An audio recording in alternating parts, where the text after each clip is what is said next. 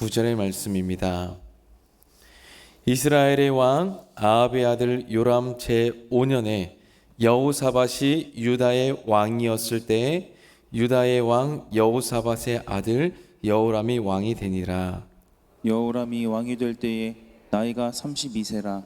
예루살렘에서 8년 동안 통치하니라. 그가 이스라엘의 왕들의 길을 가서 아합의 집과 같이 하였으니 이는 아합의 딸이 그의 아내가 되었음이라.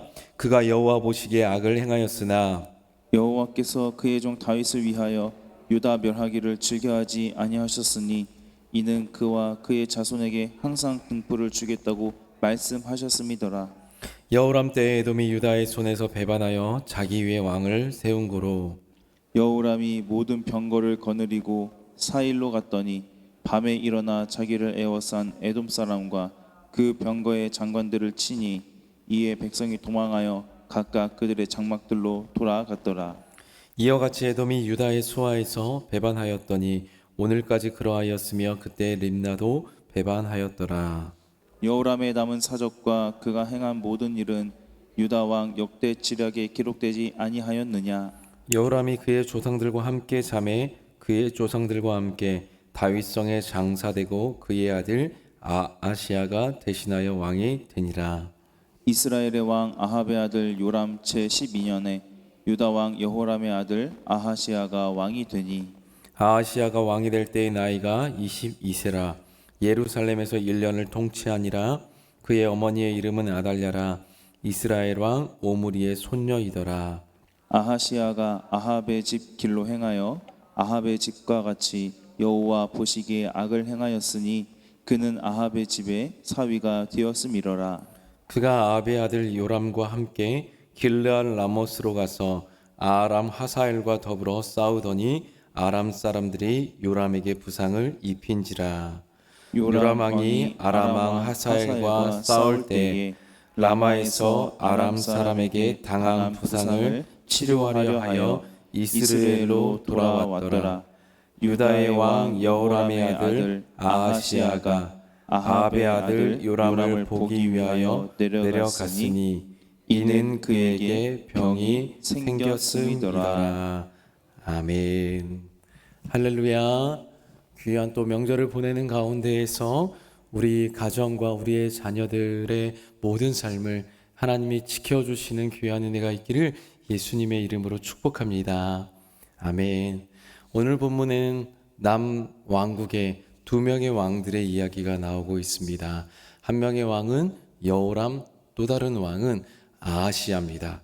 이 여호람과 아하시야는 우리가 성경을 보다 보면은 뭔가 반복되는 것처럼 보이는데 동명이인입니다. 네, 남왕국과 북왕국의 통틀어서 각각 한 명씩 남왕국, 북왕국의 여호람과 아하시야의 이름을 가진 왕이 있었습니다. 먼저 여호람은 유다의 5대 왕과 이스라엘의 9대 왕이었습니다. 그런데 이 두 명은 동시대의 인물이었습니다. 그래서 둘의 구분을 하기 위해서 남왕국의 여호람 왕은 여호람 그대로 기록을 하면서 성경에 말씀을 하고 있고, 북이스라엘의 여호람 왕은 요람으로 표기해서 그렇게 구분을 하고 있습니다. 아하시야 역시 두 명인데 그 한 명의 왕은 오늘 본문에 나오는 남왕국의 아하시야 왕입니다. 5대 왕이었던 여호람 그리고 6대 아하시야 왕인데요. 북이스라엘군과 연합군을 이루어서 아람과 싸우다가 부상을 당했던 북이스라엘의 왕 요람, 여호람의 북이스라엘 왕국의 왕을 지칭하는 요람을 찾아갔던 왕입니다. 그런데 그때 찾아갔다가 예후에 의해서 무깃도에서 살해당했던 인물입니다. 그리고 또 다른 아하시야는 북왕국의 왕으로 아합의 아들입니다. 그 다락난간에 떨어져서 바알세붑에게 사자를 보내어서 그의 병이 나을 것인지를 물어보라고 했었던 왕이죠. 오늘 본문은 이 방금 말했던 여호람과 아하시야 왕 중에서 유다의 두 왕에 대한 내용입니다.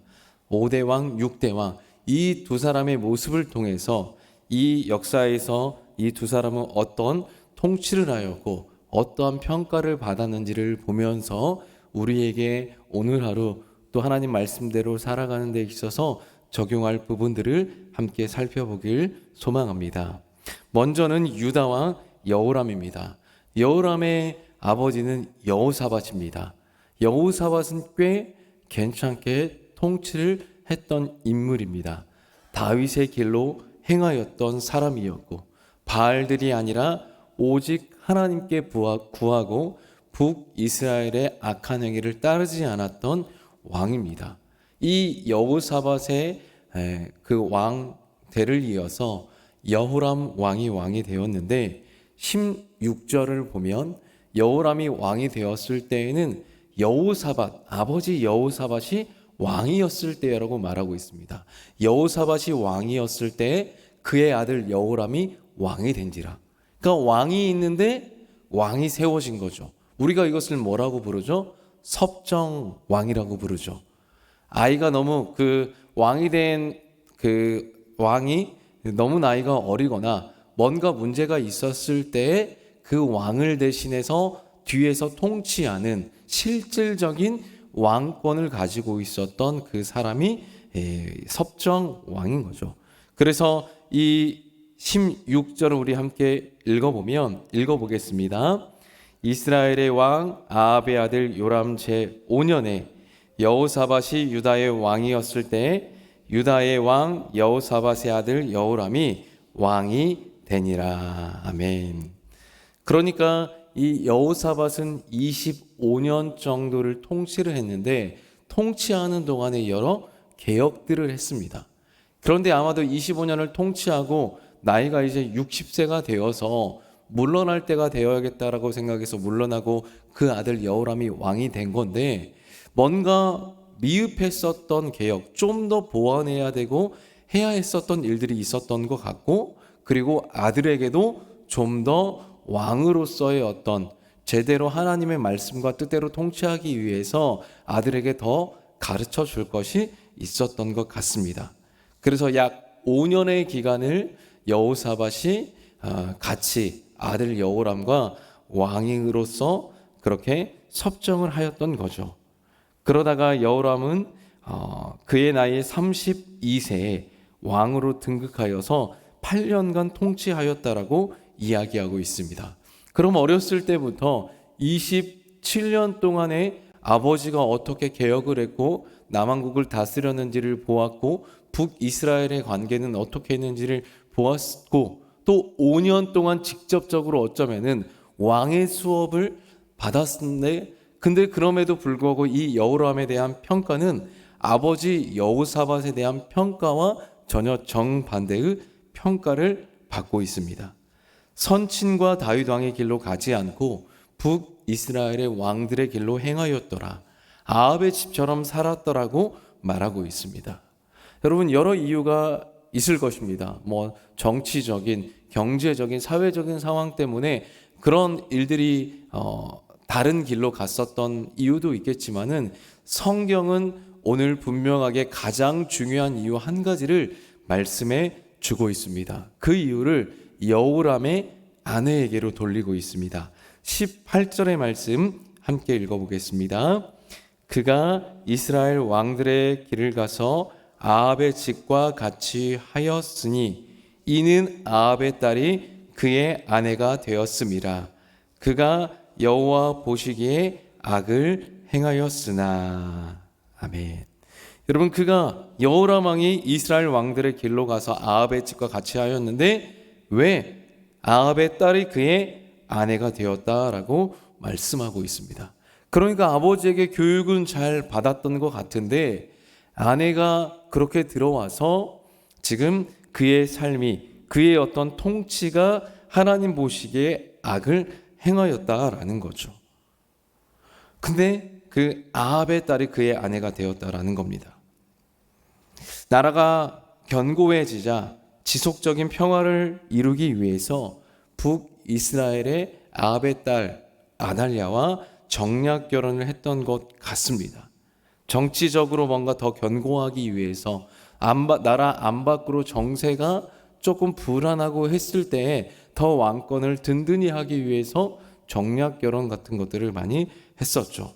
그래서 이 아달랴가 아합의 딸이라면 엄마는 누구죠? 아합의 아내 이세벨입니다. 여러분, 그 어머니의 그 딸이었던 것 같아요. 어렸을 때부터 아합과 이세벨의 모습을 보면서 배웠던 것이 무엇이겠습니까? 갖고 싶었던 건 어떻게 해서든 빼앗는 것. 하나님의 뜻이 아니라 부모님의 악한 삶을 보고 배워왔습니다. 우상 숭배가 몸에 배었죠. 남쪽으로 그렇게 해서 시집을 왔었는데, 결혼을 했는데 남편 여호람을 어떻게 구슬리기도 하고, 또 정치적인 어떤 그 아버지 어머니의 모습을 통해서 보았던 그 식견들을 통해서 뭔가 계속해서 여호람이 남왕국 다윗의 길이 아니라 잘못된 길로, 하나님 보시기에 악한 길로 가도록 했던 것 같습니다. 그래서 이 한 여인이 여호람 왕을, 그리고 이스라엘 전체를 악으로 집어 삼킵니다. 우리 열왕기하 11장에 나오는 사건인데, 이 아달랴가 자기 아들 아하시야가 예후의 손에 죽게 되자 왕위를 탈취를 하려고, 자기가 왕이 되려고 수많은 또 다른 왕자들을 죽이는 사건이 있었습니다. 남왕국 안에 그야말로 피바람을 불고 왔었던 여인이 이 아합의 딸 아달랴였던 겁니다. 여러분, 그러니까 우리가 참 신앙이라는 것도 우리가 잘 배우고 잘 훈련되고 하는 것도 너무 중요하지만은, 그것을 지켜나가고 올바른 믿음과 신앙 안에 살아가려고 애쓰는 것, 주변에 또 어떤 동역자들이 있는 것이 너무나도 중요한 일입니다.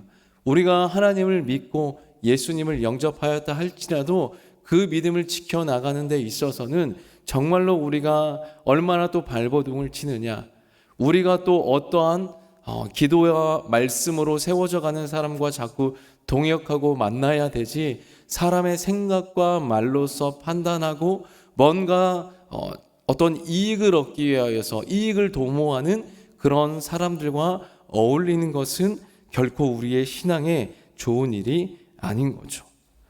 그래서 우리가 정말 우리의 삶에도 어떠한 만남, 우리의 가족에게도 어떠한 사람이 들어오느냐가 집안을 좌지우지할 수 있는 일입니다. 그래서 특별히 우리의 귀한 초청의 가족들, 우리의 자녀들이 귀한 만남을 가질 수 있기를 축복합니다. 그래서 그런 만남 가운데에서 하나님의 길을, 하나님이 기뻐하시는 길을 걸어갈 수 있는 우리의 자녀들이 될 수 있기를 우리 부모님이 더 기도하고 그 모습으로 살아갈 수 있기를 축복합니다. 그래서 그의 이제 여호람에게 이 아내가 들어와서 악한 길을 걸어갔는데, 그렇게 여호람도 악한 길을 가고 왕국 전체가 악한 모습으로 살아감을 통하여서 하나님이 결국에는 어떻게 하시냐, 하나님을 떠난 여호람과 남왕국에게 평화를 잃어버리게 하십니다. 20절과 22절을 보면 유다의 속국이었던 에돔과 림나가 배반을 합니다.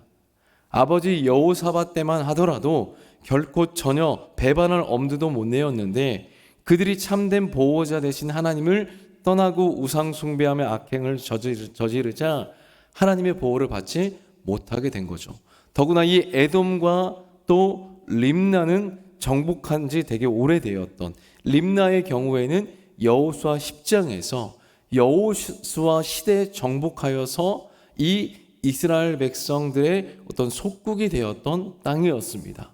그러니까 오랜 기간 동안에 그렇게 눌려왔었던 민족이었는데, 그들이 뭔가 반역을 배신을 하고 또 독립을 하고 하였던 것을 본다면은 정말 이 여호람 왕 시대에 남왕국이 얼마나 경제적으로, 정치적으로, 군사적으로 약해졌는지를 또 보여주는 것이기도 하고, 또 그들의 어떤 여호람과 남왕국의 모습이 하나님께 대하여서 악행을 저질렀기 때문에 하나님이 그들을 어떤 버리신, 그들에게 평화를 잃어버리게 하신 어떤 그 결과라고 볼 수 있는 것이죠.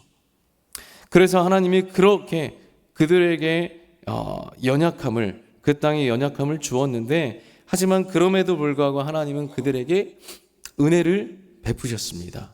뭐냐? 망하지 않게, 완전히 남왕국이 멸망당하지 않게, 그 다윗의 왕위가 왕조가 바뀌지 않게 하나님은 지키시고 보호하셨다는 겁니다. 그 은혜의 근거가 바로 다윗 언약입니다. 하나님은 다윗과 맺은 언약을 기억하사 아주 그들을 망하지 않게 그들에게 인내하시고 그들을 오래 참고 기다렸다라는 겁니다. 그리고 이 여호람의 뒤를 이어서 그의 아들 아하시야가 왕이 되었습니다. 우리 25절의 말씀 함께 읽어보겠습니다.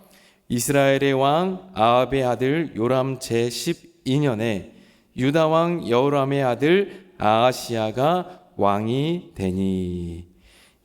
아하시야가 22세의 왕이 되어서 1년을 통치합니다. 그렇죠. 1년밖에 통치를 못했는데 그 이유가 무엇이에요? 그가 가까이 지냈던 북이스라엘의 요람왕이 다쳤다고 부상을 당했다라고 갔다가 거기에서 예후의 손에 의해서 살해를 당하고 맙니다. 짧은 통치. 그렇게 살해를 당하고 말미암아 이제 왕자들을 다 죽이고 아까 말씀드렸듯이 그의 어머니 아달랴가 왕으로 등극을 하고 맙니다. 그래서 22세 왕이 되어서 1년을 통치하는데 그의 뒤에 붙는 설명이 무엇입니까? 그의 어머니의 이름이 아달랴라고 언급합니다. 이스라엘 왕 오므리의 손녀 아합의 딸이라고 분명히 밝히는데요. 26절도 함께 읽어보겠습니다. 시작.